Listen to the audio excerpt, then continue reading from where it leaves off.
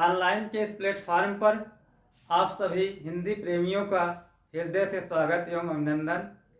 मैं MP sir.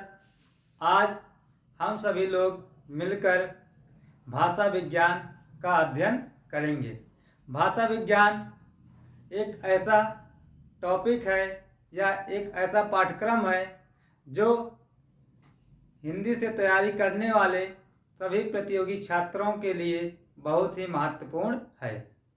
भाषा विज्ञान आपके सिलेबस में जैसे आप यूपी, टीजीटी, पीजीटी या एलटी जीआईसी या असिस्टेंट प्रोफेसर, नेट जेआरएफ और दूसरे राज्य के सभी प्रतियोगी परीक्षाओं में पूछा जाता है। और यहाँ से भाषा विज्ञान जो ऐसा टॉपिक है, इस टॉपिक से लगभग 5 से 6 सवाल अवश्य पूछे जाते हैं। यह छोटा सा टॉपिक है। इस टॉपिक से आपके जो सवाल होंगे वो सवाल बहुत ही आसान होते हैं और कम समय में वो सवाल क्या होते हैं, तैयार हो जाते हैं। किसी भी परीक्षा में अच्छे अंक प्राप्त करने के लिए उसका पाठ्यक्रम जानना आवश्यक है कि उस पाठ्यक्रम में क्या क्या रखा गया है। जैसे इस समय बिहार की भर्ती चल रही है, तो बिहार की भर्ती में हमको यह जानना है कि इस भर्ती में जो टीजीटी पीजीटी है उसमें क्या क्या पाठ्यक्रम में रखा गया है। इस पाठ्यक्रम में सबसे पहले आपका एक हिंदी साहित्य का इतिहास है, दूसरा जो पार्ट इसका है उसमें भाषा विज्ञान है, तीसरा काव्यशास्त्र और चौथा जो है हिंदी व्याकरण है।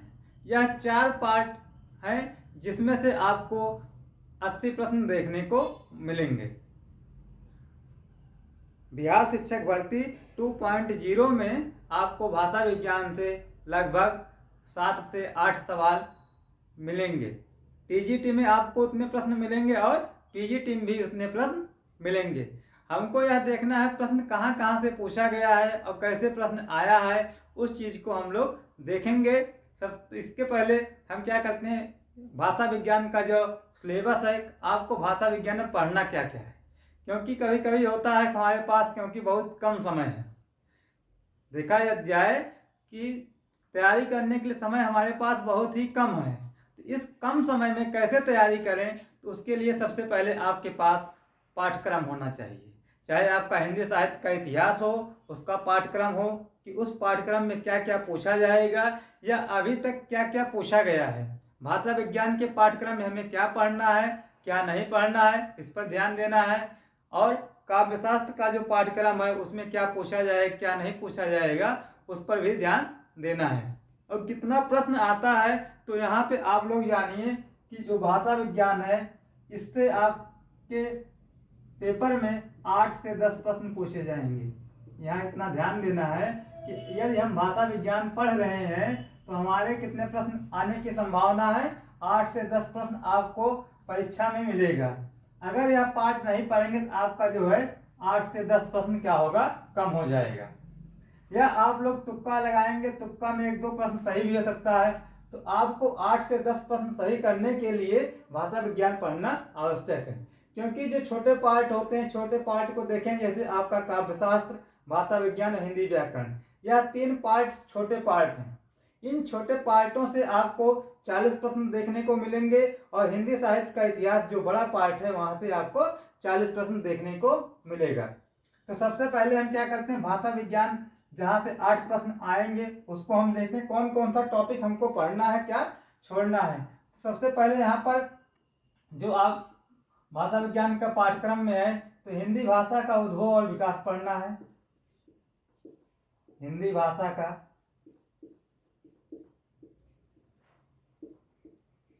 उद्भव और विकास,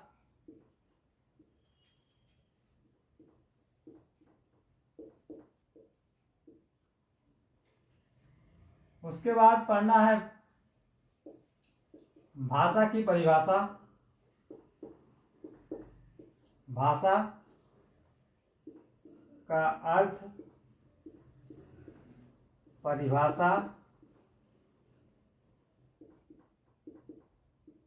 और विशेषता पढ़ना है कि भाषा की कौन कौन सी विशेषता होती है।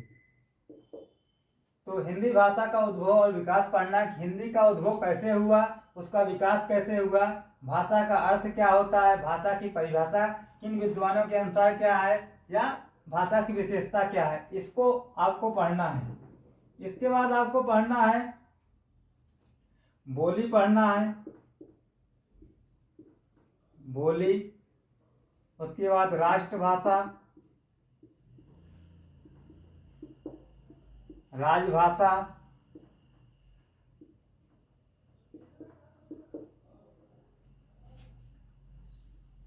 और जो बोली है, बोली का उद्भव और विकास पढ़ना है। बोली का उद्भव व विकास। बोली का क्षेत्र पढ़ना है, किस क्षेत्र में कौन कौन सी बोली जाती है, बोली का क्षेत्र।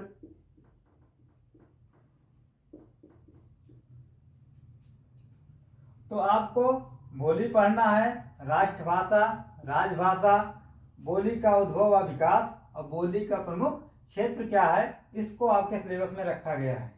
इसके अलावा आपको क्या पढ़ना है, एक है देवनागरी लिपि।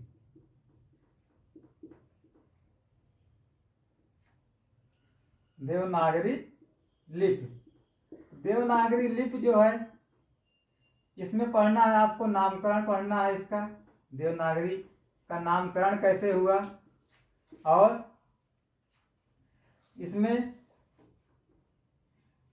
देवनागरी लिपि की विशेषता पढ़ना है, देवनागरी लिपि की विशेषता पढ़ना है। विशेषता के बाद इसमें जो त्रुटियां हैं कि देवनागरी लिपि जो है इसमें जो त्रुटियां हैं उसको पढ़ना है। त्रुटियों के बाद इसमें त्रुटियों को दूर करने का क्या प्रयत्न किया क्या सुधार किया गया, तो सुधार पढ़ना है। तो देवनागरी लिपि का नामकरण, विशेषता, त्रुटियां और त्रुटियों को दूर करने के लिए कौन कौन से सुझाव दिए गए या सुधार किए गए, आपको यहाँ पर पढ़ना है। इसके अलावा आपको क्या पढ़ना है, जो राजभाषा है, राजभाषा का संविधान में वर्णन है, तो वह किस किस अनुच्छेद से है, कैसे वहां से लिया गया है, और इसको संवैधानिक दर्जा कब प्राप्त हुआ, ये सब चीजें आपको पढ़ना है। तो भाषा विज्ञान के अंतर्गत आपको इतना पढ़ना है। तो सबसे पहले हम आज देखते हैं इस वीडियो में कि सामान्य परिचय क्या है, भाषा का जो सामान्य परिचय क्या होता है। इस टॉपिक को आप लोग नोट कर लीजिए, हमको क्या क्या पढ़ना है। तो हिंदी भाषा का उद्भव व विकास पढ़ना है, भाषा का अर्थ, परिभाषा, विशेषता पढ़ना है, बोली पढ़ना है आपको, फिर बोलियों से संबंधित उपबोली पढ़ना है। उसके बाद एक टॉपिक आपका काल विभाजन है, जो भाषा का काल विभाजन पढ़ना है। काल विभाजन बहुत महत्वपूर्ण टॉपिक है, यह पूछा ही जाता है। भाषा का काल विभाजन पढ़ना है, भाषा का काल विभाजन। भाषा का काल विभाजन जो है, यहाँ से आपको 2 से 3 प्रश्न देखने को मिलेंगे कि हमको एक एक नंबर यहाँ से बचाना है। तो एक नंबर आपका यहाँ से हो सकता है, आपका बोली से हो सकता है, बोली क्षेत्र, और काल विभाजन से आपका हो सकता है, नामकरण से, सुधार से। ऐसे प्रश्न आपको परीक्षा में देखने को मिलेंगे। तो आइए हम लोग सबसे पहले देखते हैं कि कहाँ जो बोली है या भाषा है, इसको भाषा किसे कहते हैं या इसकी उत्पत्ति कैसे हुई है, इसको हम देखते हैं। तो जो है भाषा शब्द, भाषा शब्द यह संस्कृत के भाष धातु से बना है, संस्कृत के भाष धातु से बना है, धातु से बना है। पूछा जाए कि भाषा किस शब्द से बना है, तो संस्कृत के, और संस्कृत के किस शब्द से बना है, भाष शब्द से। आपको ऐसे भी लिखा जा सकता है, लिखा रहेगा, ऐसे लिखा रहेगा भाष, और ऐसे भी लिखा रहेगा। यहाँ आपको ध्यान देना कि जो भाषा है वह किस धातु से बनी है। अगर आपको ऐसा देखने को मिले तो वही आप उसको टिक कीजिएगा, सही करिएगा, नहीं तो गलत माना जाएगा। तो भाषा शब्द संस्कृत के किस धातु से बना है? भास धातु से बना है। और इसका जो अर्थ होता है, भाषा का अर्थ क्या है? भाषा का अर्थ वाणी को व्यक्त करना, वाणी को व्यक्त करना।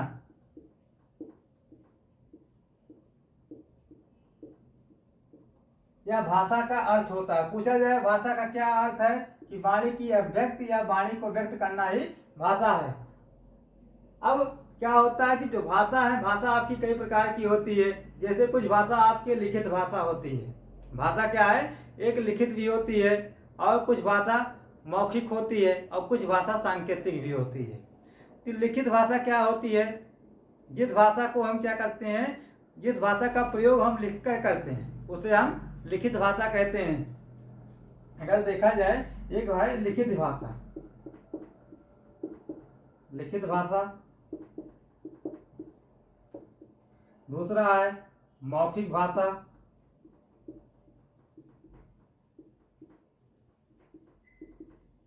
तीसरा सांकेतिक भाषा।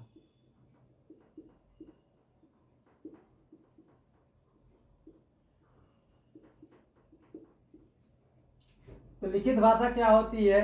जिस भाषा का प्रयोग हम लिखकर करते हैं, या जिस भाषा का प्रयोग लिखकर किया जाता है उसे लिखित भाषा कहते हैं। और मौखिक भाषा क्या होती है? वह भाषा जो मुख द्वारा बोली जाए और कानों द्वारा सुनी जाती है उसे मौखिक भाषा कहते हैं। और सांकेतिक भाषा क्या होती है? कि जिस भाषा का प्रयोग हम संकेत के माध्यम से करते हैं उसे हम सांकेतिक भाषा कहते हैं। जैसे उदाहरण के रूप में आप लोग विद्यालय में, जो विद्यालय की घंटी बजती है अगर, तो उसमें क्या होता है? संकेत होता है। संकेत को हम जब जानते हैं, हाँ अगर एक घंटी बजी कौन सा घंटा लग है, या 2 घंटी बजी तो क्या करना है, तो वहाँ पर सांकेतिक भाषा का प्रयोग किया जाता है। तो भाषा आपका लिखित, मौखिक और सांकेतिक। अब इस भाषा में जो है, भाषा की यदि परिभाषा की हम बात करें कि भाषा की परिभाषा क्या होती है विद्वानों के अनुसार, क्योंकि विद्वानों ने भाषा की परिभाषा अपने मत के अनुसार अलग अलग दिया है। तो कुछ भाषाविद हैं जिन्होंने भाषा की परिभाषा को व्यक्त किया है, उन्होंने बताया कि भाषा किसे कहते हैं। वैसे तो हम मौखिक तौर पे कह सकते हैं कि भाषा क्या है, कि भाषा एक साधन होता है जिसके कारण या जिसके द्वारा हम क्या करते हैं, अपने विचार को एक लोग से दूसरे लोग तक विनिमय करते हैं या आदान प्रदान करते हैं। कि भाषा एक साधन है जिसके द्वारा हम अपने विचार को लोगों तक पहुंचाते हैं, वही क्या है, भाषा कहलाता है। तो आइए हम देखते हैं जो यहाँ प्रमुख विद्वान लोग हैं या जो प्रमुख भाषाविद हैं उन्होंने भाषा को कैसे परिभाषित किया है। तो एक विद्वान है भाषाविद, उनका नाम है डॉक्टर बाबूराम सक्सेना।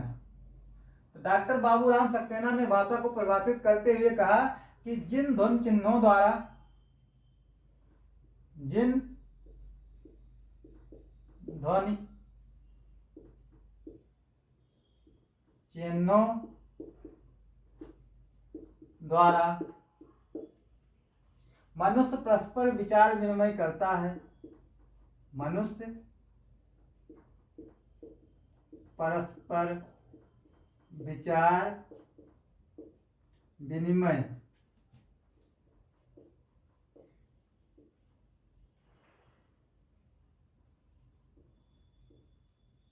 जिन ध्वनि चिन्हों द्वारा मनुष्य परस्पर विचार विनिमय करता है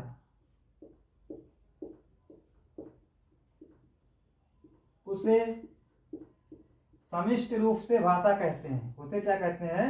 समष्टि रूप से भाषा कहते हैं।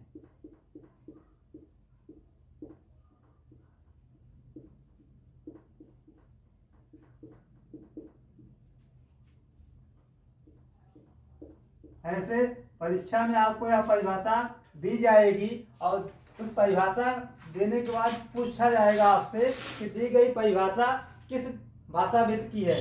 तो अगर ऐसे आपको मिले कि जिन ध्वनि चिन्हों द्वारा मनुष्य परस्पर विचार विनिमय करता है उसे समष्टि रूप से भाषा कहते हैं, यह किस विद्वान का कथन है?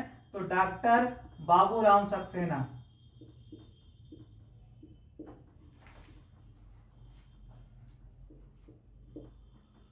डॉक्टर बाबूराम सक्सेना ने इसको बताया। अगली जो परिभाषा है वह डॉक्टर श्याम सुंदर दास की है। और डॉक्टर श्याम सुंदर दास ने भाषा को परिभाषित करते हुए क्या कहा कि मनुष्य और मनुष्य के बीच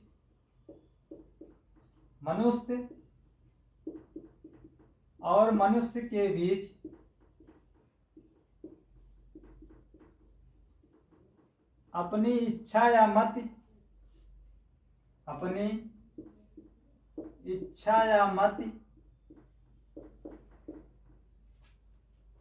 का आदान प्रदान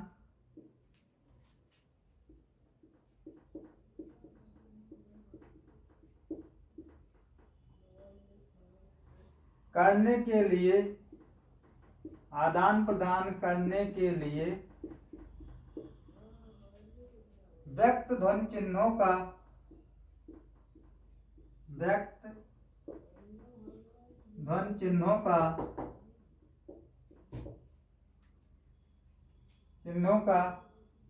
जो व्यवहार होता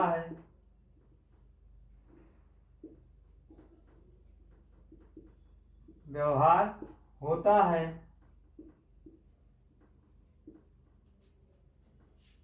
उसे भाषा कहते हैं।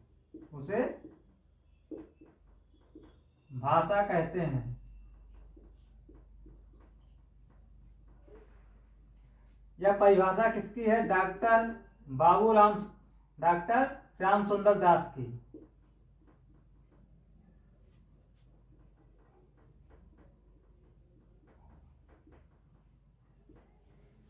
कि मनुष्य और मनुष्य के बीच अपनी इच्छा या मत का आदान प्रदान करने के लिए व्यक्ति ध्वनि चिन्हों का जो व्यवहार होता है उसे हम भाषा कहते हैं। यह विचार किसका है? डॉक्टर श्याम सुंदर दास का है। अगली परिभाषा जो है वह है कामता प्रसाद गुरु जी की।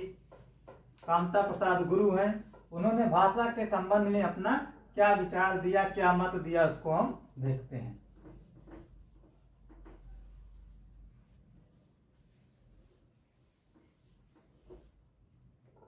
परिभाषा तो कोई न कोई परिभाषा अवश्य पूछी जाएगी। तो कामता प्रसाद गुरु जी कहते हैं कि भाषा वह साधन है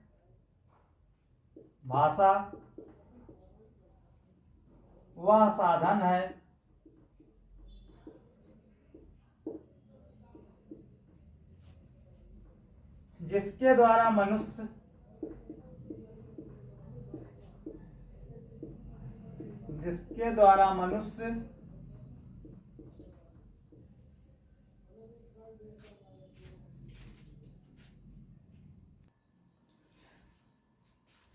तो डॉक्टर कामता प्रसाद गुरु के अनुसार भाषा की परिभाषा, भाषा वह साधन है जिसके द्वारा मनुष्य अपने विचार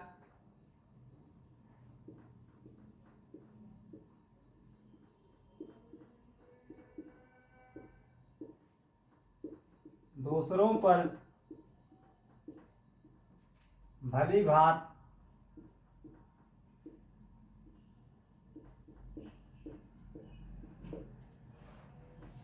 प्रकट कर सकता है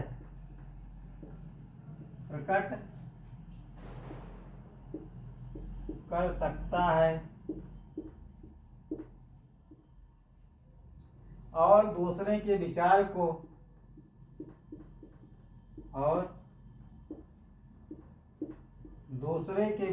को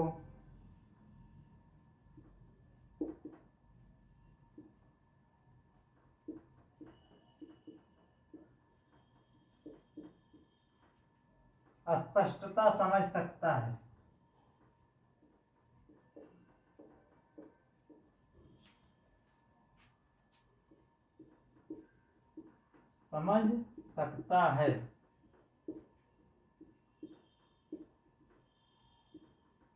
यह परिभाषा किसकी है? डॉक्टर कामता प्रसाद गुरु।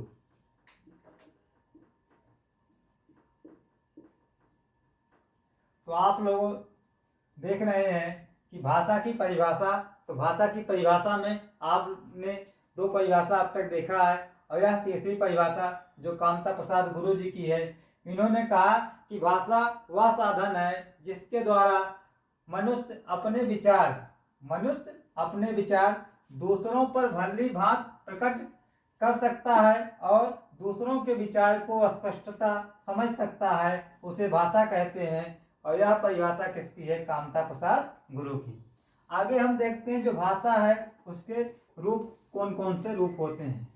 तो भाषा के विविध रूप, जिसमें आपको एक बोली मिलता है, बोली के बाद परिनिष्ठित भाषा है और एक राष्ट्रभाषा है। तो भाषा के विविध रूप, भाषा के विविध रूप। तो भाषा के विविध रूप में पहला आपका है बोली।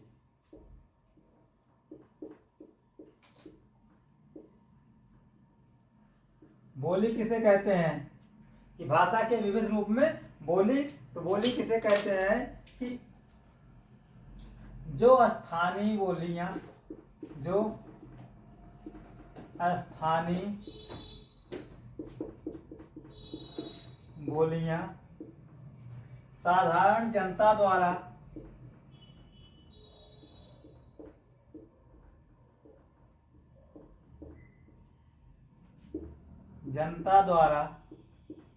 अपने आसपास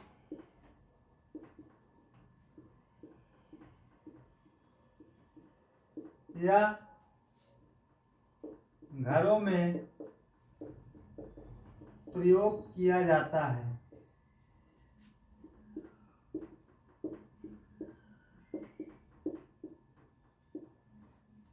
तो बोली के बारे में बताया है कि इसका प्रयोग कौन करता है? साधारण जनता। कि जो जनता है, साधारण जनता, वह अपने आसपास और अपने घरों में जिस भाषा का प्रयोग करते हैं उसे क्या कहते हैं? बोली कहते हैं। भारत में लगभग 6000 बोलियां हैं। भारत में लगभग 6000 बोलियां हैं।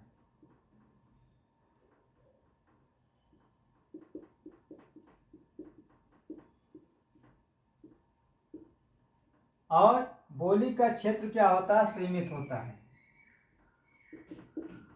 बोली का क्षेत्र सीमित होता है। तो बोली की परिभाषा या बोली की विशेषता भी हो सकती है ऐसी भाषा जिसका प्रयोग साधारण जनता द्वारा किया जाता है उसे बोली कहते हैं। और बोली का क्षेत्र क्या होता है? वह सीमित होता है।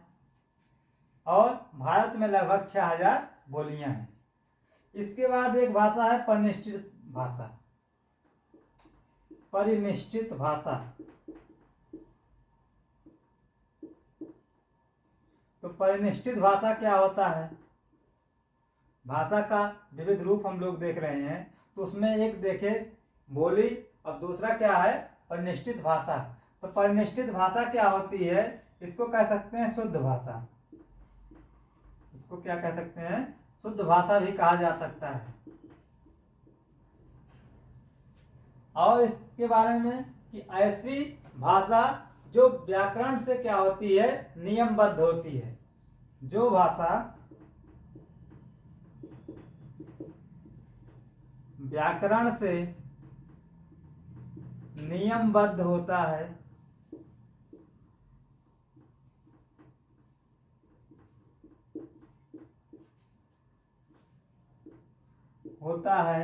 उसे क्या कहते हैं? परिनिष्ठित भाषा कहा जाता है।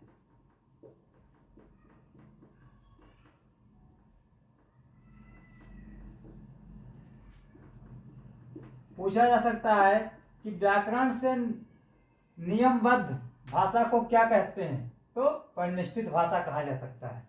या पूछा ऐसे जा सकता है परिनिष्ठित भाषा है साधारण जनता द्वारा बोली गई भाषा, व्याकरण से नियमबद्ध भाषा, या जिस भाषा का उल्लेख आपको संविधान में मिलता है, या इनमें से सभी। तो परिनिष्ठित भाषा किसे कहते हैं? कि ऐसी भाषा जो व्याकरण से क्या हो? नियमबद्ध हो, उसे हम परिनिष्ठित भाषा कहते हैं। और परिनिष्ठित भाषा का जो प्रयोग होता है वह शिक्षा में होता है। कहाँ पर होता है? शिक्षा में, साहित्य में,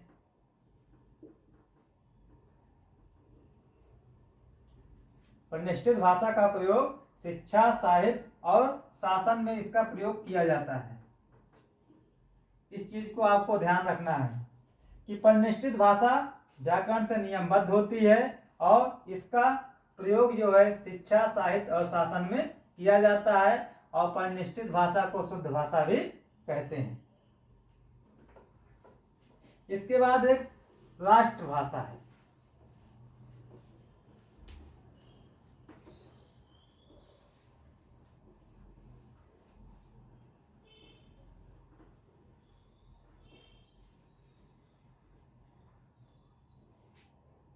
तीसरा राष्ट्रभाषा।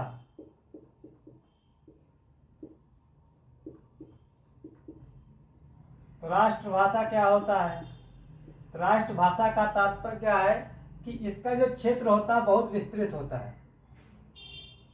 राष्ट्रभाषा का क्षेत्र विस्तृत होता है।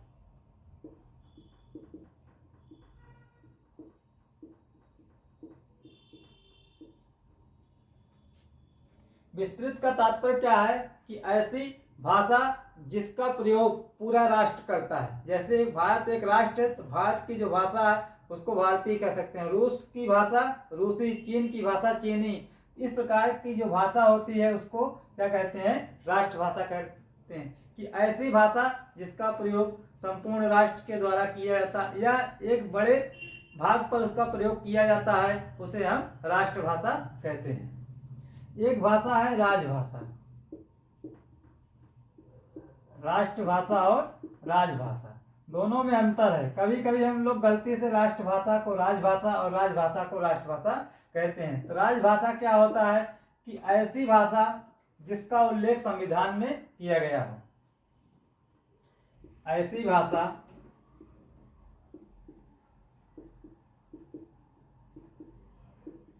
जिसका उल्लेख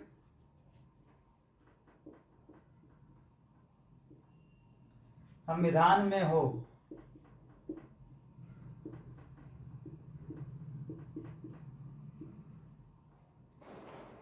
या जिसका प्रयोग राज्य के कार्यों में किया जाए। जिसका प्रयोग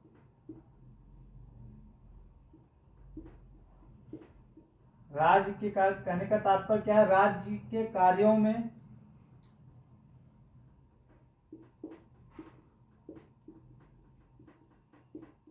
कि ऐसी भाषा जिसका उल्लेख संविधान में हो या जिसका प्रयोग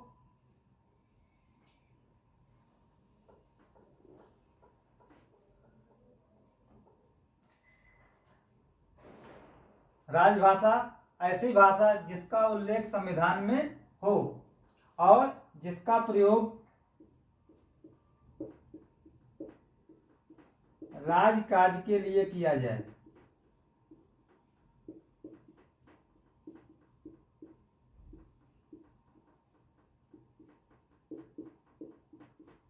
उसे राजभाषा कहते हैं। और भारत की जो राजभाषा है वह क्या है? हिंदी है। भारत की राजभाषा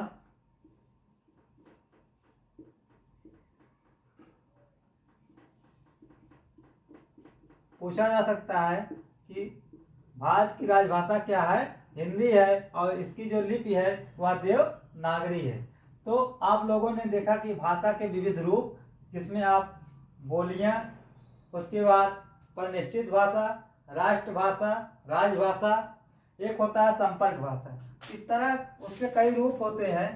इसके बाद हम देखते हैं भाषा की जो विशेषताएं होती हैं। भाषा की विशेषता क्या होती है? क्योंकि विशेषता से भी प्रश्न पूछा जाता है कि भाषा की विशेषता क्या है, कैसे हम जानेंगे यह भाषा है। तो भाषा की विशेषता, प्रमुख विशेषताएं लिख लीजिए। भाषा की प्रमुख विशेषताएं, यहां से प्रश्न कई बार पूछा गया है टीजीटी, पीजीटी में। इसकी जो पहली विशेषता क्या है? भाषा पैतृक संपत्ति नहीं है। भाषा पैतृक संपत्ति नहीं है। भाषा सामाजिक वस्तु है। भाषा सामाजिक वस्तु है। भाषा अनुकरण द्वारा सीखी जाती है। भाषा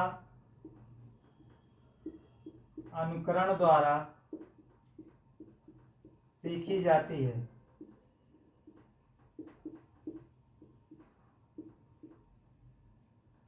चौथा, भाषा जो है अर्जित वस्तु है। भाषा अर्जित वस्तु है कि भाषा का अर्जन किया जाता है, इसको कहीं से हम लोग ग्रहण नहीं करते हैं इसको, कि कोई भाषा सीखा हो किसी से हम इसको ले लें, तो यह अर्जित की जाती है। भाषा अर्जित वस्तु है। आगे फिर भाषा की विशेषता में, भाषा स्थूल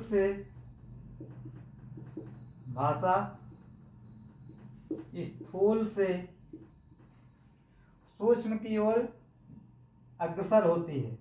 भाषा स्थूल से सूक्ष्म की ओर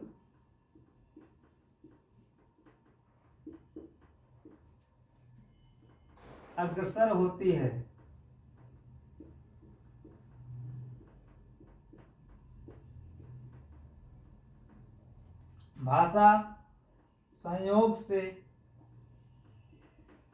भाषा संयोगावस्था से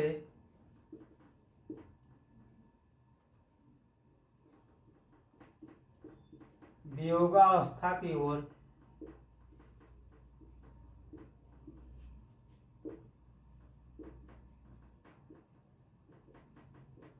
जाती है। कहने का तात्पर्य क्या है? भाषा संयोगावस्था से वियोगावस्था की ओर जाती है। भाषा पैतृक संपत्ति नहीं है। भाषा सामाजिक वस्तु है। भाषा अनुकरण के द्वारा सीखा जाता है। भाषा अर्जित वस्तु है। भाषा स्थूल से सूक्ष्म की ओर अग्रसर होती है। भाषा संयोगावस्था से वियोगावस्था की ओर जाती है। भाषा की कोई अंतिम स्वरूप नहीं है। जो भाषा है उसका कोई अंतिम स्वरूप नहीं है।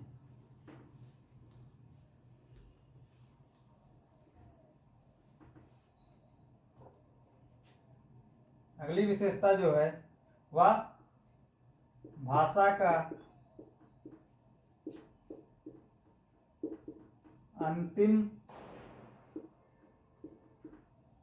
स्वरूप नहीं है।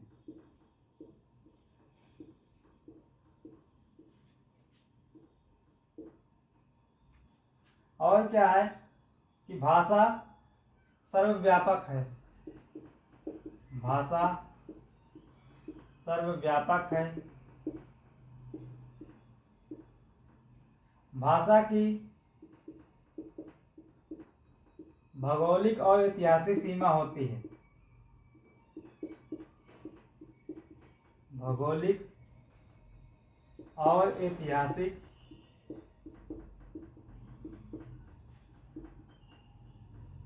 सीमा होती है।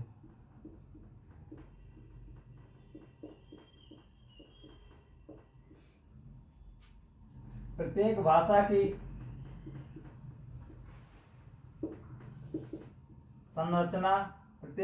की संरचना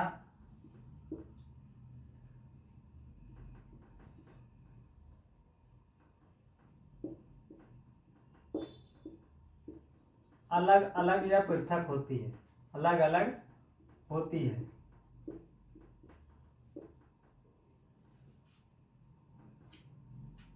भाषा कठिनता से सरलता की ओर उन्मुख होती है।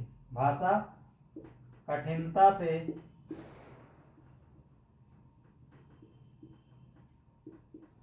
सरलता की ओर उन्मुख होती है।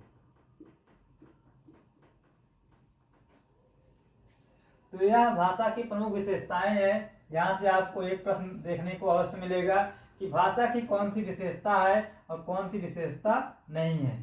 तो इस चीज को आप ध्यान देंगे कि भाषा क्या होता है। भाषा सामाजिक वस्तु है, भाषा पैतृक संपत्ति नहीं है, भाषा अर्जित वस्तु है। भाषा क्या होता है, अनुकरण के द्वारा सीखा जाता है। भाषा कठिनता से सरलता की ओर अग्रसर होती है। भाषा संयोगावस्था से वियोगावस्था की ओर जाती है। भाषा स्थूल से सूक्ष्म की ओर अग्रसर होती है।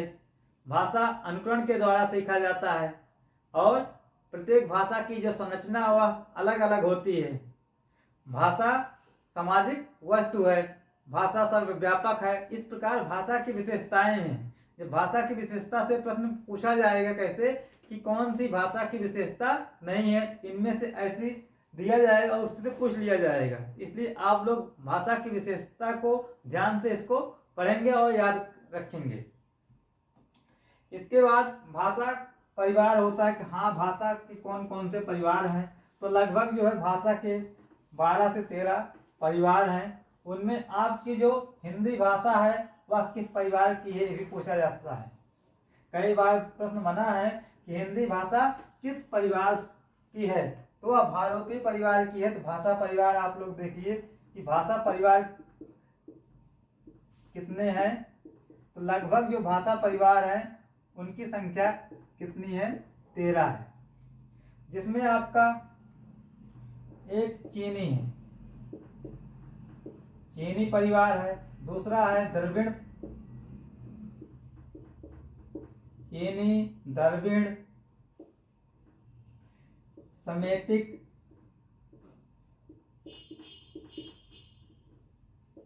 और जो है हेमेटिक, सेमेटिक, हेमेटिक, आग्नेय,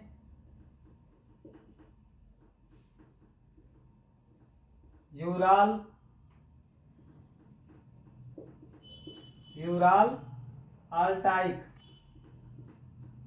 यह भी एक भाषा परिवार है। एक भाषा परिवार का नाम है बांटू।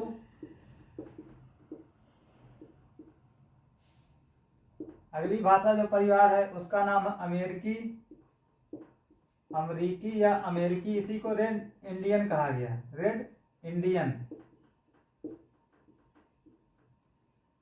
एक भाषा परिवार उसका नाम है बुशमैन।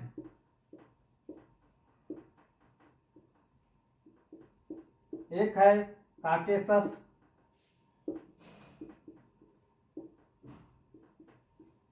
एक भाषा परिवार सूडानी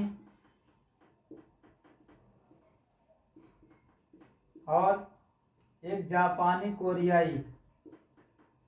जापानी कोरियाई। और जो सबसे प्रमुख पूछा जाने वाला प्रश्न है उस भाषा परिवार का नाम क्या है, भारोपी परिवार।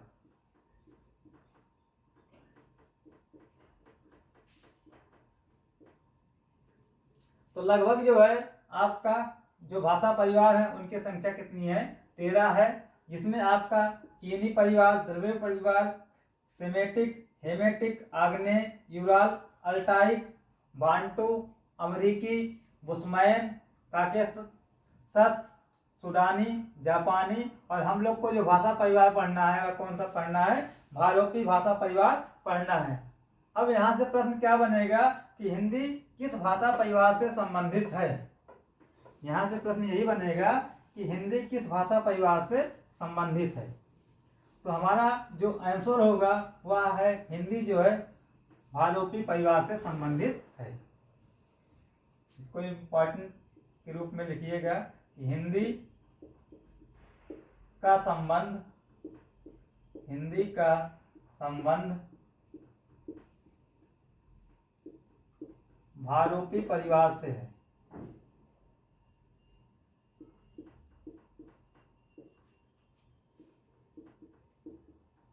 यह प्रश्न कई बार पूछा गया है कि हिंदी का संबंध किस परिवार से है, तो भारोपी परिवार से है। इंपॉर्टेंट क्वेश्चन है। आगे फिर क्या है कि जो भारोपी परिवार है उसका व्याकरण क्या है। भारोपी परिवार का व्याकरण क्या है उसको हम देखते हैं। कभी कभी व्याकरण से भी सवाल पूछा गया है कि भारोपी परिवार का व्याकरण कौन सा है, कौन सा नहीं है। भारोपी परिवार का व्याकरण,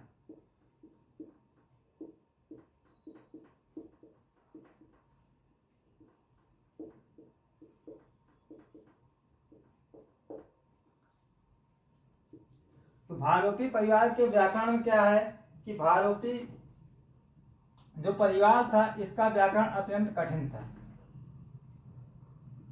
व्याकरण इसका जो है व्याकरण अत्यंत जटिल था। रूप की संख्या एक से अधिक होती थी। रूप की संख्या अधिक है, रूप की संख्या अधिक थी और अपवादों की अधिकता थी। इसमें अपवादों की अधिकता। आगे फिर इसमें संज्ञा, जो भारोपी परिवार के व्याकरण में संज्ञा, तो संज्ञा के बारे में क्या बताया गया है, तो संज्ञा के 8 रूप इसमें थे। पूछा गया है कई बार कि भारोपी परिवार में संज्ञा के कितने रूप हैं, संज्ञा के 8 रूप हैं। कई बार प्रश्न यहां से बना है। और लिंग इसमें कितना है, व्याकरण में आपको संज्ञा देखना है, सर्वनाम देखना है, क्रिया देखना है, लिंग देखना है। तो भारोपी परिवार के व्याकरण में लिंग, तो कितने लिंग थे यहाँ पर, 3 लिंग थे। कौन कौन से थे इसमें, इसमें आपका पुल्लिंग है, स्त्रीलिंग और नपुंसक लिंग। यह आपके भारोपी परिवार में 3 लिंग थे।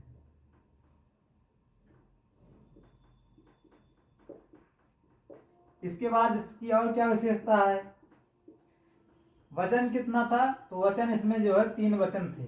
वचन कितने थे, 3 वचन। इसमें एक वचन, द्विवचन और बहुवचन।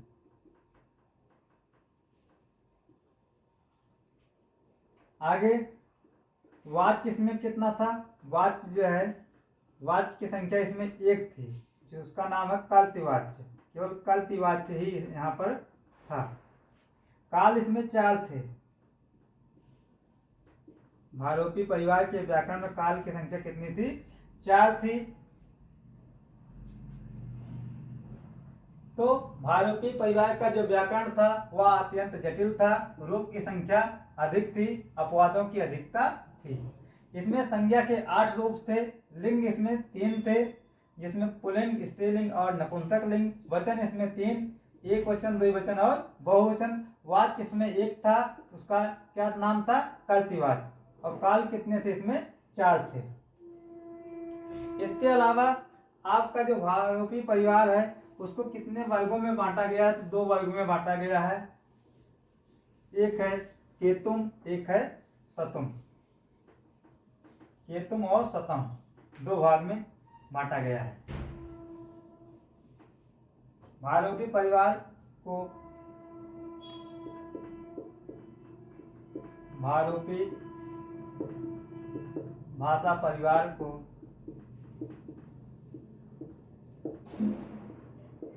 दो भागों में विभक्त किया गया है।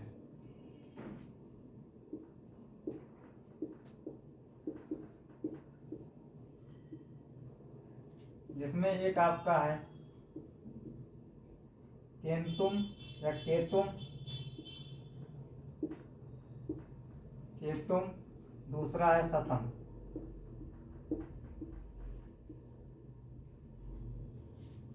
तो केंतुम और शतम या भारोपी परिवार को 2 भागों में विभक्त किया गया।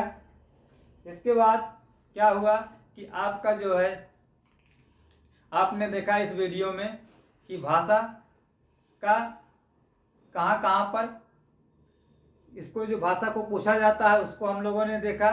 इसके बाद भाषा का पाठ्यक्रम क्या था उसको, फिर भाषा की परिभाषा, भाषा की विशेषता और भाषा के कितने परिवार हैं उसको हम लोगों ने इस वीडियो में देखा। आगे की वीडियो में हम लोग देखेंगे काल विभाजन और नामकरण, जहाँ से आपको 2 से 3 प्रश्न देखने को मिलेगा। तो आप लोग जो भाषा विज्ञान का टॉपिक पढ़ रहे हैं, इस टॉपिक से आपको 8 से 10 प्रश्न देखने को मिलेंगे, इसलिए इस टॉपिक को अवश्य पढ़ें। यदि हम इस टॉपिक को नहीं पढ़ते हैं तो हमारा क्या होता है, कम से कम 7 से 8 प्रश्न कम हो सकते हैं, या 2-4 प्रश्न तो जरूर ही कम होंगे। इसमें बहुत ज़्यादा सिलेबस में कुछ है नहीं। सिलेबस में आपको हिंदी भाषा की उत्पत्ति पढ़ना है, हिंदी भाषा का विकास पढ़ना है, भाषा की परिभाषा, भाषा का अर्थ और भाषा की विशेषता। इसके बाद आपको काल विभाजन पढ़ना है। काल विभाजन में आपका, जिसमें आपको बोली पढ़ना है, उपबोली पढ़ना है, अपभ्रंश, पाल प्राकृत अपभ्रंश, ये सब भाषाएं आपको पढ़नी हैं। इसके अलावा फिर आपको एक है इसमें लिपि, तो लिपि पढ़ना है। लिपि की जो भाषा है, भाषा की लिपि क्या है और उसमें सुधार के प्रयत्न क्या किए गए हैं, कौन कौन सी त्रुटियां हैं इस लिपि में, उसको दूर करने का प्रयत्न क्या है, इस सब चीज़ को आपको पढ़ना है। धन्यवाद।